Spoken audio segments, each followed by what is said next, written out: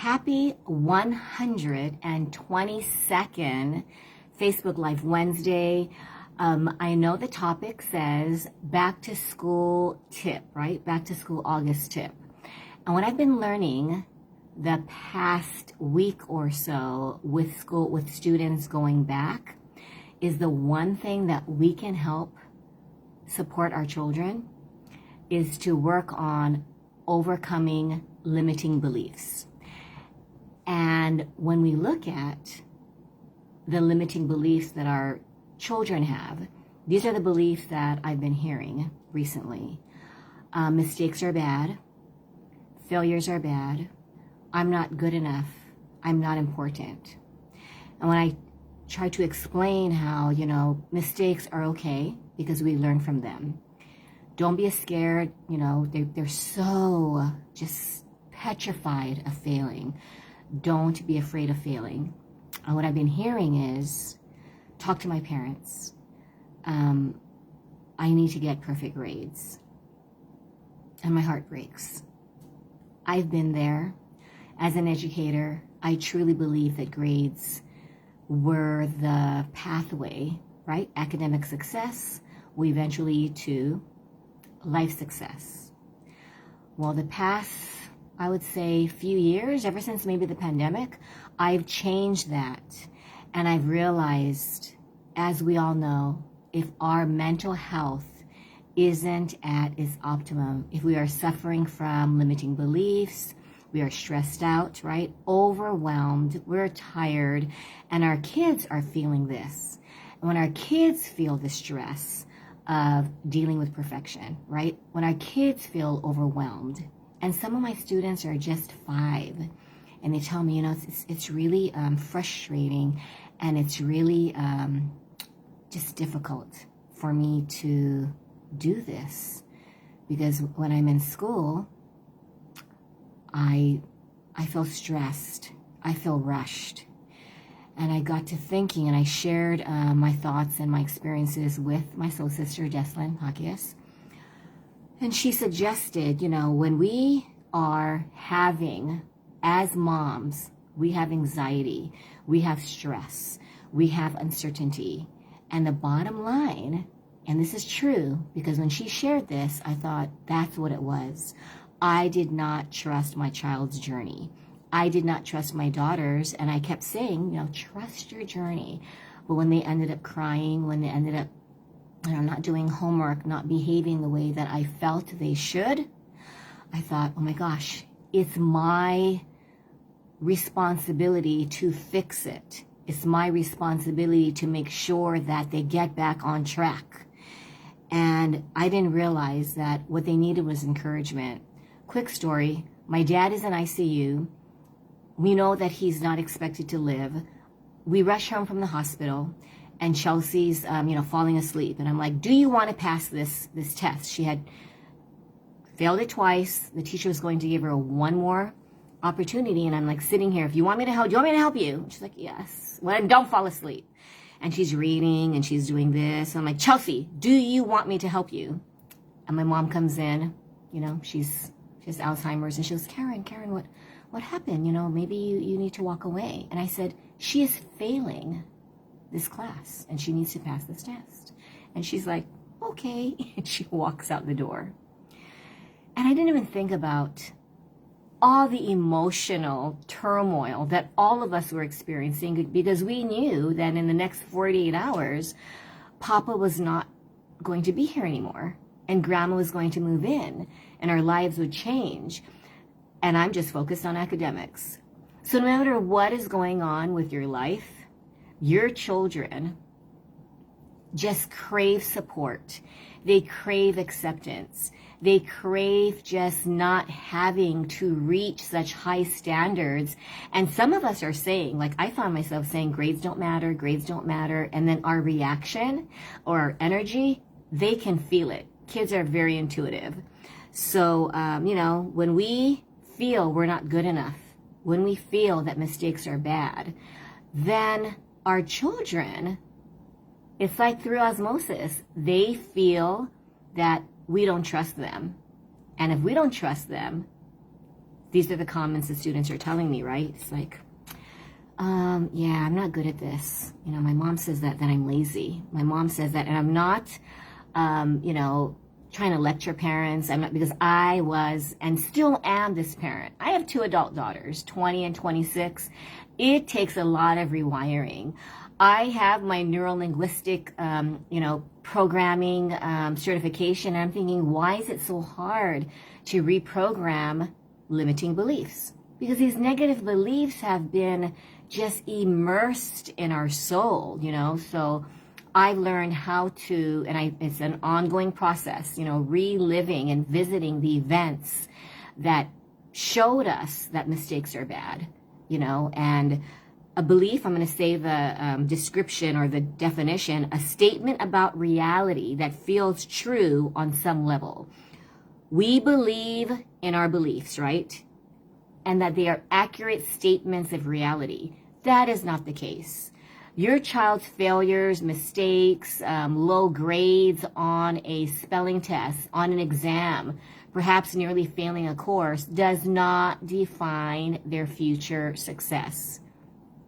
It defines their mental health.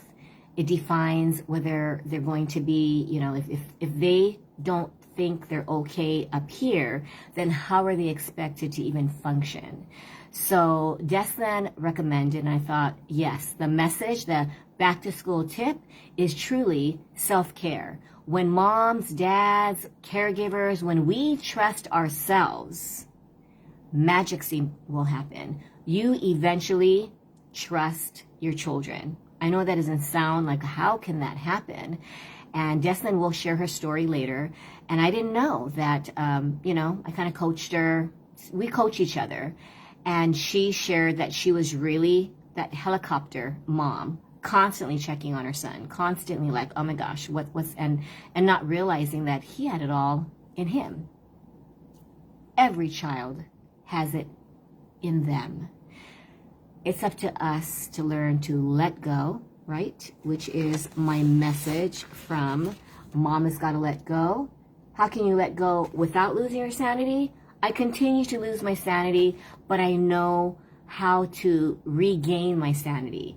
So I'm not saying you will, you know, be perfectly at peace, but my mission is to take the pain out of parenting. My mission is to share what I've learned the hard way and that I continue to learn. I continue to learn from my mistakes, and I'm realizing that when I practice self-care, and I am very, very strong, you know, in believing in the power of meditations. I am recording meditation number 78 tomorrow.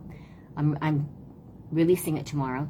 But my whole point is, say these 3 statements Deslan just shared with me this morning. Very powerful. Don't underestimate it.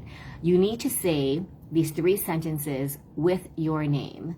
So if it was me, I would be saying, and I know it's going to sound silly, but just try it. If you look in a mirror, even better. If you're not ready to look in a mirror, do it when you're sitting on the toilet, when you're in traffic, when you're taking a shower, and you just say, or maybe before you go to bed, or better yet, when you wake up in the morning, it'll set your day. I love you, and say your name. So I would say, I love you, Karen. I believe in you, Karen. I trust you, Karen. Remember now, it takes thousands of repetitions, right? And when you think about it, when they say it takes 90 days to, you know, make a habit into a routine, but think about all the other negative messages. And I am guilty of that. You know, I'm like, okay, I can do this, and I stumble back. Yeah, but what if? And then Deslan taught me these powerful words: delete, delete, delete. Teach your children that. I have young ones, and my students say, and I told myself not to listen to my brain, right, Miss Karen? And it almost makes me laugh, you know, but it warms my heart at the same time. And I go, yeah, because I told my mom, you know, that you told me it's okay to make mistakes. And she laughed. And I said, it is okay to make mistakes, but it's still stressful. Yes, it's stressful. All kids want to be heard, want to be understood, want to be not judged, right? You just want to be accepted. you don't want to feel incompetent or not good enough, or that your mistakes on a test define your worth. I remember years ago, I'm still practicing this. I've been practicing this, trying to rewire my neural pathways and finding out how the brain works for over 25 years. And so I used to think, why don't I get it? And I realized, because it's an ongoing process, right? It's a continuing reminder. Every time a negative belief pops up, you just say, oh, delete, delete, delete, truly. And you just really retrain your brain by questioning every negative thought that enters your life. Hey, Mary, yeah, we did this amazing course called LMA, Lifetime, Life Mastery Acceleration. Anyway, it was really about all what I'm talking about. And some of us have deep, deep trauma, right? I realized that when I cheated on a math test, and years later I became an educator in first grade, I was called out. I was lectured in front of everyone, and I was told to sit outside of the classroom. I walked home as a 6-year-old, begged my mom not to send me back to school because school was almost over. School called her in a panic. She reassured them that I was safe, I was at home, and she wasn't going to send me back, and they were fine. But I didn't realize that was a powerful trigger and a trauma episode that made me feel that failure equates to embarrassment. Failure means that someone might call you out on it and make you feel like, oh my gosh, you cheated. And I didn't realize until a few days ago when I replayed what events, getting paid for my A's, but I didn't realize my dad would say, but if you get a D or an F, then you have to pay me. Just that thought of paying him, even though I never had D's and F's on my report card, just that mere thought made me fear failure. And I'm thinking all of these, these strategies that we practice, consequences are fine. But if you take your child's phone away, it's not like, you know what, you don't deserve your phone right now, which I've done many, many times. I was so horrible, guys. I'd be like, okay, 1 week. Yeah, but each time you talk back, I'm extending a week. Yeah, but I don't understand. Week 2. And week 2, I'm going to take away the dance now. What? But okay, are you ready for week 3? And now I look back, it's so embarrassing, but, my daughters remind me, you would have parented us very different. But I'm learning. I think we're all work in progress. Our children are so resilient and pliable and flexible and, trainable. I've been doing a lot of apologizing to my daughters, not realizing that, certain things that we say, I thought I need to be honest with my feelings. So once I said, I'm very disappointed in you. Crushed. That's the way we can crush self-esteem. And I said, I'm just being, I don't know, I don't want to say this, passive aggressive, but I just want to share that, I am disappointed and I should have the right to share my feelings. Oh, now I look back and think, I crushed, when you crush your child's self-esteem, you might not even know it. They take that as truth. And then they feel, yes, Mary said experiences, they just teach us dishonest and honest experiences, and we believe it to be true. A teacher could just say, you know what, you don't even belong in this class. I remember a teacher, I think it was Chelsea's junior or senior year, who said, do we need to go back to 6th grade? The girl cried, left the class, changed teachers. Over half the class changed. By the time Chelsea wanted to change, it was too late. And I think everything happens where we learn from it, right? Negative or positive. So it's not, I don't want you to feel like, oh my gosh, I've said so many horrible things to my children. My intention is to share the parenting mistakes that I've made, and that it is never too late to retrain us, right? And just remind yourself. It takes less than 30 seconds. I love you, fill in your name. I believe in you, fill in your name. And I just, it's like believe, trust, and love. And quick ending, I remember doing this years ago. Wayne Dyer had and a lot of other people have these mirror exercises where you look in the mirror and you say, I love myself, I love myself, I love myself. And it sounds silly. But I remember coming home one day and Thomas said, I don't know what's going on, but your daughter is looking in the mirror saying, I love myself, I love myself, I love myself. But ironically, she wrote in Sharpie. It was like a T-chart, and it said, I love myself. And on the opposite side, it said, I hate myself.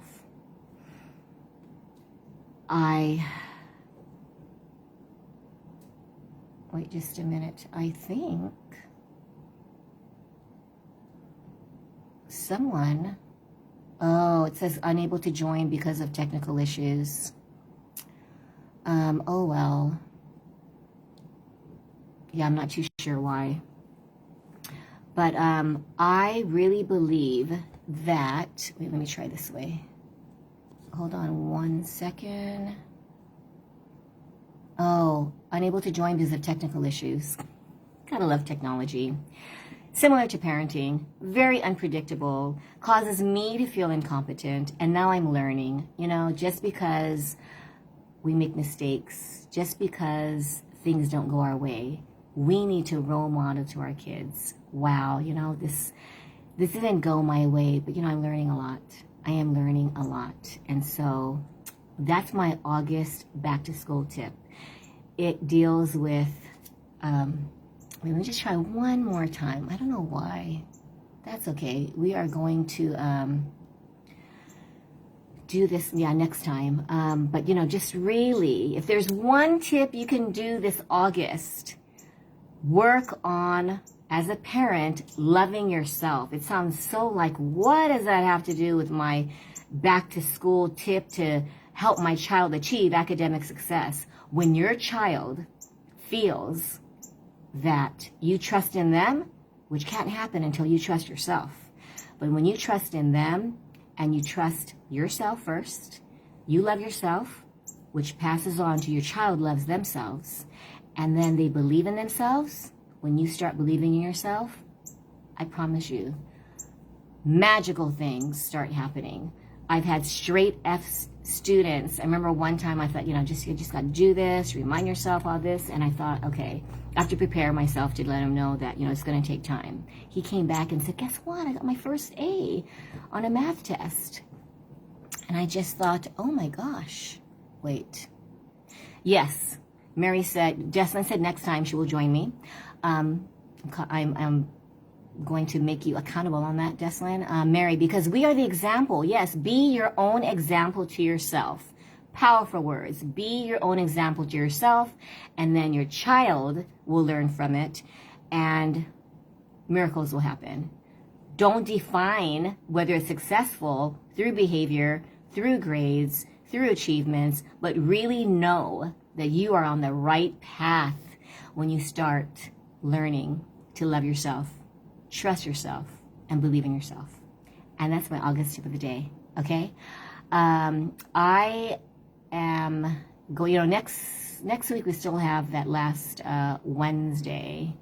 And then on the following Wednesday, I go to visit my daughter in California. And I thought, I had announced that I'm not going to do a Facebook Live, but you know me with these little accountability things, I am going to do it. It'll be a brief one. I might be at the airport or maybe after I land or sometime, but I want to tell you another special tip and end August with a tip that, I don't know what it is, but stay tuned and I'll be sharing that tip. Thank you so much, and I will see you next Wednesday for Facebook Live number 123. Thanks, guys. Bye.